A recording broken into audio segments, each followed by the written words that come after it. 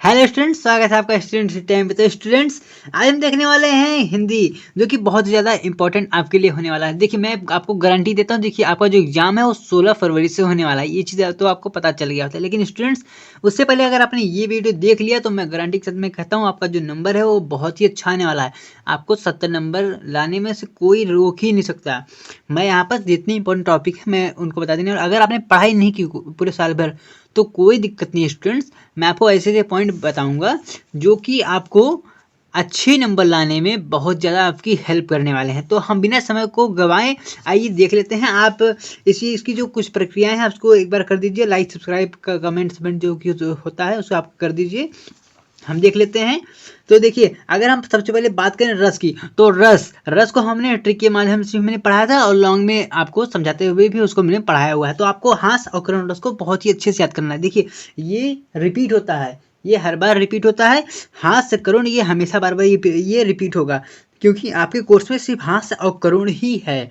और अगर हम बात अलंकार करें, देखिए आपको हास करुण इसको एक एग्जाम्पल के हिसाब से याद करना होगा। फिर अगर हम अलंकार की बात करें तो अलंकार में आपको सिर्फ उपमा रूपक उत्प्रेक्षा को याद करना है। क्या? उपमा रूपक उत्प्रेक्षा। इसमें से भी अगर मैं आपको कहूँ तो उपमा उत्प्रेक्षा अधिकांश आते हैं, उपमा और उत्प्रेक्षा अधिकांश आते हैं। कुल मिला के आपको अर्थ अलंकार तीनों को एकदम ध्यान में रख लेना है, बहुत ही अच्छे तरीके से एग्जाम्पल के माध्यम से आपको याद कर लेना है। फिर छंद, अगर हम बात छंद की करें तो छंद में से आपको दोहा और सोठा को याद करना है, दोहा सोठा को। अरे ये तो यार बहुत ही सिंपल सी बात है। जैसे यहाँ मान लिया जो आपका दोहा होता है उसमें पहले तीसरे में 11 11, फिर 13 13 होता है, कहाँ दूसरे और चौथे में। और ठीक इसी का उल्टा होता है किसमें? दोहा में। इसके एग्जाम्पल भी बहुत ही हमने अच्छे अच्छे से दिए थे। पहले वाले में हमने भी बहुत ही आसान सा एग्जाम्पल ही दिया था, जो कि आपको याद हो जाएगा।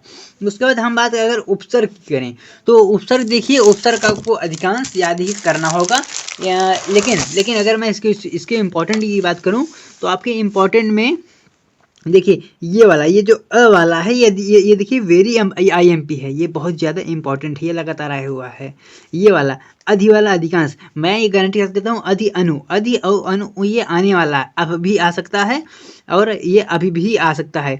तो ये शब्द जो हैं ये वाले और ये तो इन सब को आपको बहुत ही अच्छे से ध्यान में रखना। अगर इसके आगे भी हम कुछ बातें करें, ये देखिए ये जो आपका उप शब्द है, उप परी, तो ये सारे आपके इंपॉर्टेंट है, तो इसको आप नोट डाउन कर लीजिए सारी चीज़ों को। सह सु, तो ये सब आपके लिए इंपॉर्टेंट होने वाले हैं। अगर जैसे परी है तो आपको यहाँ से जो आसान सा शब्द है, जैसे परिजन है, परिक्रमा है, परिवर्तन है, तो आपको आसान शब्द अपने माइंड में रख लेने हैं जिसको आप बहुत ही अच्छे से याद कर सकें।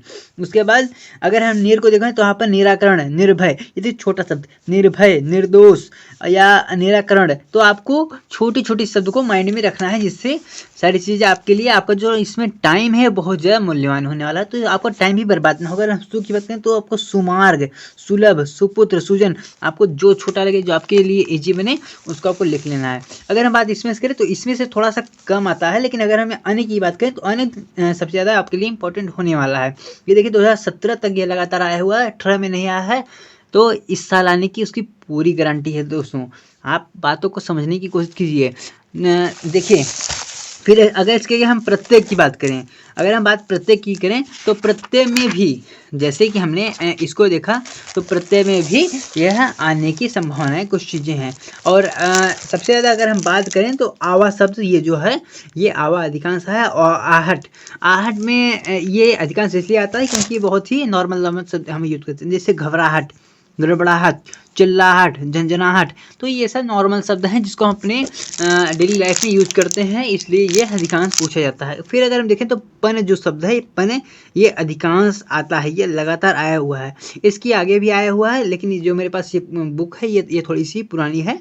फिर देखिए तो अभी आया हुआ है, तो 2020 में भी आया हुआ था, मैंने उसका पेपर देखा हुआ है। अभी यहाँ मेरे पास तो नहीं है, मैं आपको दिखा दूंगा किसी वीडियो में।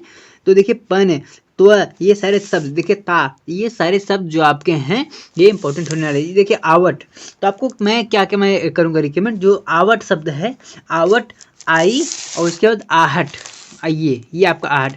तो आपको इन्हीं 3-4 शब्दों पे ज़्यादा ध्यान देना है, जिससे आपका जो बोर्ड है वो बहुत ही अच्छे से होने वाला है। और फिर अगर हम इसके आगे हम बात करें समास, तो समास को तो आपको ध्यान में पूरी तरह रखना होगा। जो हमने समास आपको पढ़ाया था कर्मधारय से लेकर बहुव्रीहि तक, द्विग द्वंद्व तक। देखिए आपको अधिकांश द्विग और द्वंद्व पे ज़्यादा ध्यान देना है, द्विग द्वंद्व को आपको ज़्यादा ध्यान देना है। जैसे मैं आपको यहाँ छोटा सा देता हूँ, बहुव्रीहि भी आपके सिलेबस में है तो बहुव्रीहि भी आ सकता है। मैं आपको बहुव्रीहि में बता दूँ तो यहाँ पर देवी और देवताओं का नाम ज़्यादा आता है, देवी देवताओं का नाम ज़्यादा आता है, यहाँ इसमें बहुव्रीहि होता है, ठीक है। और अगर द्विग है तो ये देखिए द्विग मतलब ये संख्यावाची होता है। इसमें जैसे त्रिफला, नवरत्न, चौराहा, ये सब ऐसे से अगर शब्द आए तो ये क्या होता है, ये आपका हो जाता है द्विग समास। और द्वंद्व में क्या होता है, द्वंद्व में आपका कुछ इस प्रकार सा उसमें लगा होता है, जैसे ऊंच नीच, ऊंच और नीच, ऊंच नीच। तो इसमें जो इस प्रकार की जो साइन लगा हुआ है, इससे हम इसको पहचान सकते हैं इसमें कौन सा लगा हुआ। देखिए उसमें क्वेश्चन कुछ इस प्रकार पूछेगा कि इस शब्द में कौन सा समास है, उसका समास विग्रह कीजिए। तो आप इसको लिख देंगे ऊंच और नीच, इसको आप हटा देंगे ये वाले साइन को, ऊंच और नीच, और सामने आप लिख देंगे द्वंद्व समास। तो आपका 1 नंबर यहाँ पर आपका 1 नंबर तुरंत फिक्स हो गया। फिर अगर तद्भव तत्सम की बात करें, मैं आपको बहुत ही सिंपल भाषा मतलब जैसे मैं इसको समझा हुआ मैं उससे समझने की कोशिश करूंगा।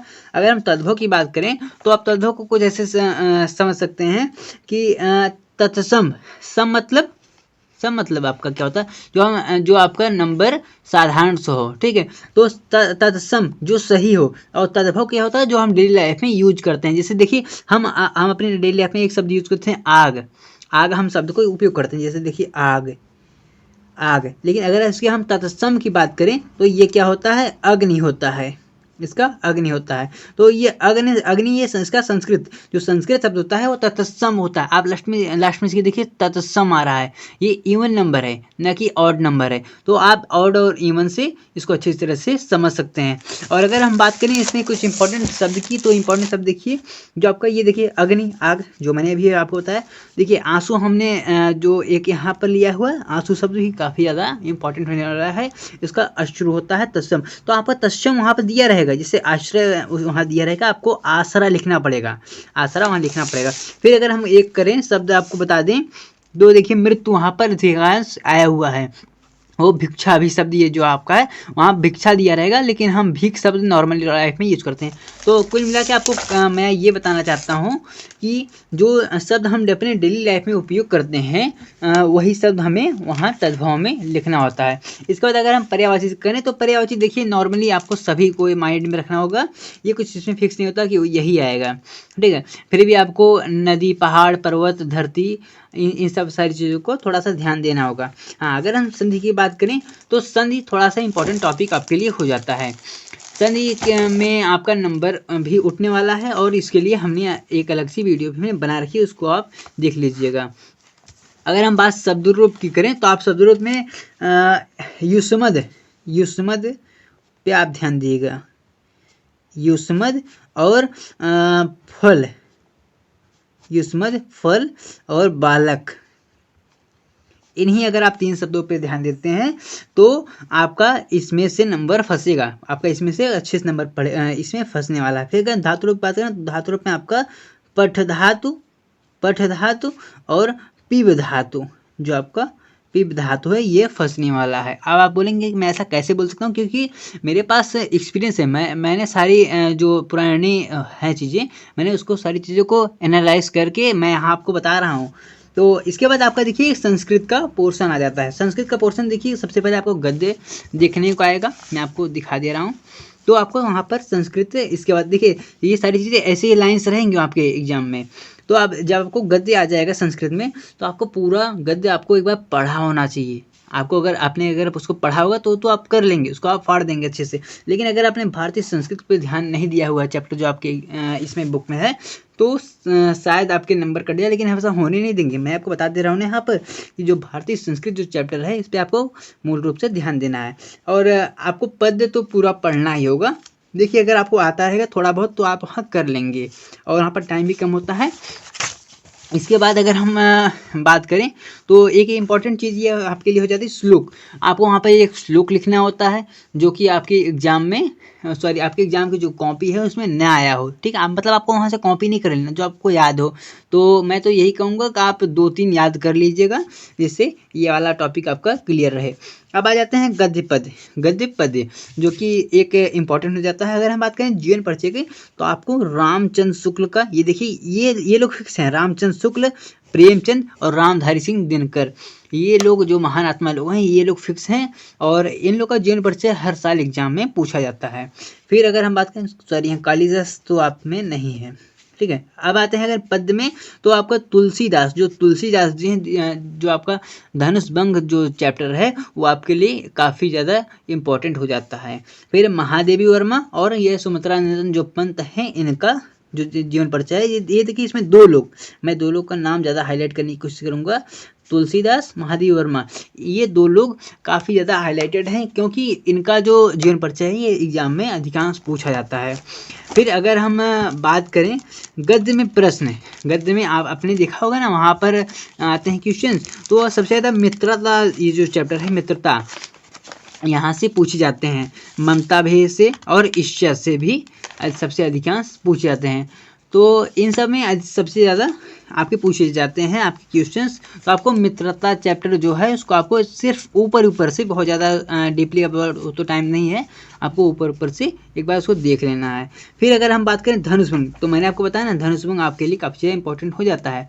तो धनुष भंग आप देखेंगे हिमालय जो चैप्टर है, हिमालय देखिए प्रेजेंट टाइम, पहले जब मैं था आपके मतलब आपके वाली क्लास में तो उस टाइम पे धनुष भंग सबसे ज़्यादा आता था, लेकिन अभी मैं देख रहा हूँ कुछ सालों से हिमालय जो चैप्टर है वो उस पर जो हमारा बोर्ड है वो काफ़ी ज़्यादा ध्यान दे रहा है। तो हिमालय और पद, हिमालय और पद को आपको ध्यान देना है। पद भी तो उतना इंपॉर्टेंट नहीं रहेगा लेकिन हिमालय चैप्टर काफ़ी ज़्यादा आ रहा है। तो फिर मैं इन तीनों को ले रहा हूँ, आपको इन तीनों को अच्छे से ध्यान देना है, आपको ये 2 चीज़ों पर सबसे ज़्यादा ध्यान देना है।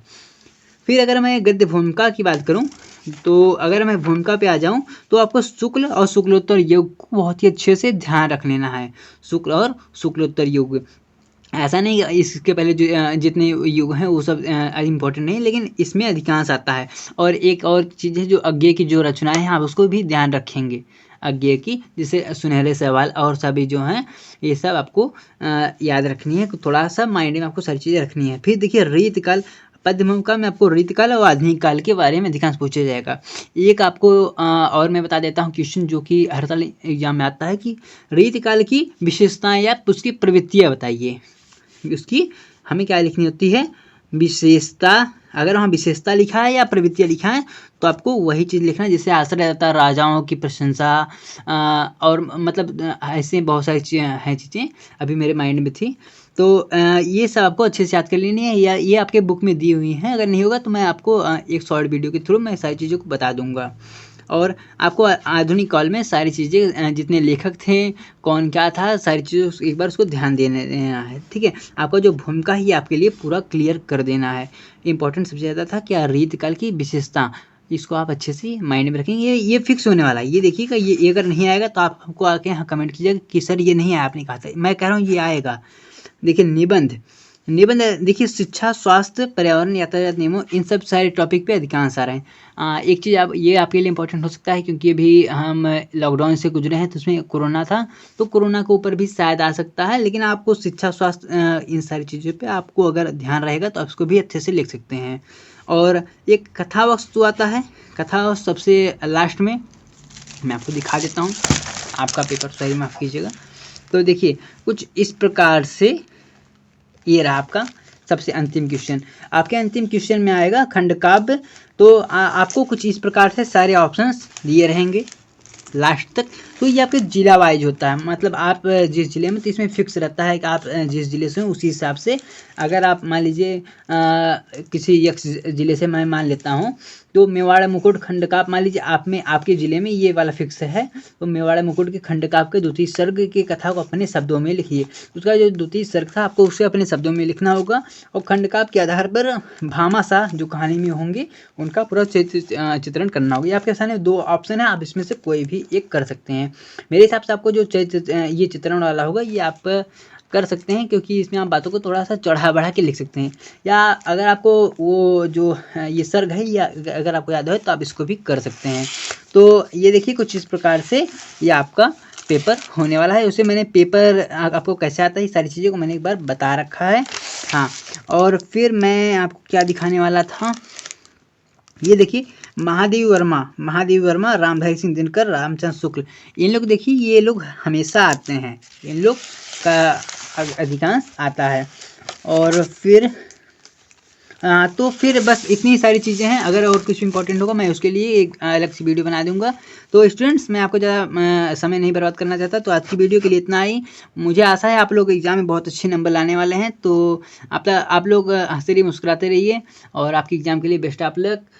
हम मिलेंगे आपको फिर से किसी नए वीडियो में किसी नए इन्फॉर्मेशन के साथ। तब तक आप हंसते रहिए, मुस्कुराते रहिए।